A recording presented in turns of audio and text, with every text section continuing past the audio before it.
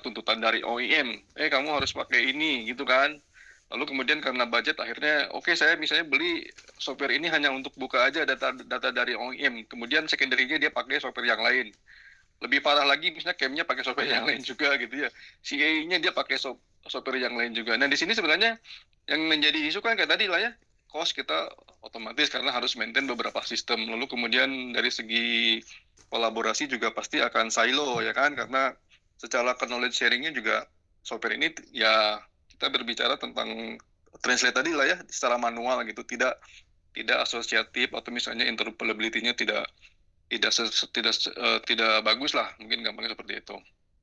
Dan eh apa namanya itu, kalau kita lihat di bawah ini ya, ini mungkin kalau teman-teman lihat di sini, jadi secara apa namanya itu kita sudah menyediakan satu jadi si design center ini sebenarnya lebih ke platform, lebih ke suite ya. Jadi kita nanti akan menggabungkan primary CAD, misalnya dalam hal ini kita bilang aja lah NX Siemens gitu ya, itu dijadikan sebagai primary-nya, which is ini biasanya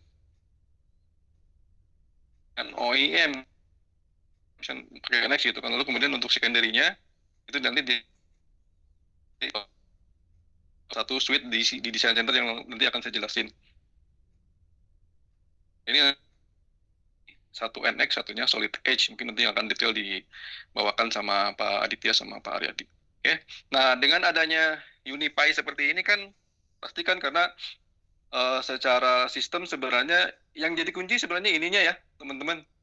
Interpolability-nya nih. Jadi nanti misalnya gini, contoh gampangnya lah ya. Begitu seseorang atau misalnya satu pabrik bikin, misalnya apa ya analoginya, bikin mesin, oke?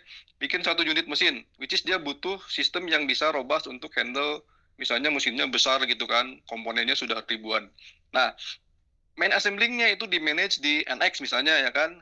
Tetapi untuk apa namanya itu komponen-komponennya itu dia bisa dipiding dari secondary-nya. Misalnya dalam hal ini Solid Edge, karena misalnya asumsi untuk sekedar bikin bracket ya, atau misalnya bikin kontrol panel kan sudah lebih dari cukup lah. Tidak harus misalnya nanti pakai NX, tapi ujung-ujungnya data-data tersebut, komponen-komponen tersebut itu bisa kita tarik di NX supaya nanti secara handling assembling-nya ya kan, kemudian nanti belum nanti misalnya kalau itu di downstream ke misalnya data manajemen lah ya, butuh misalnya BOM yang multi domain gitu kan, misalnya dari beberapa tadi bisa dari NX atau dari Solid Edge, itu kita bisa multi domain bill of material seperti itu.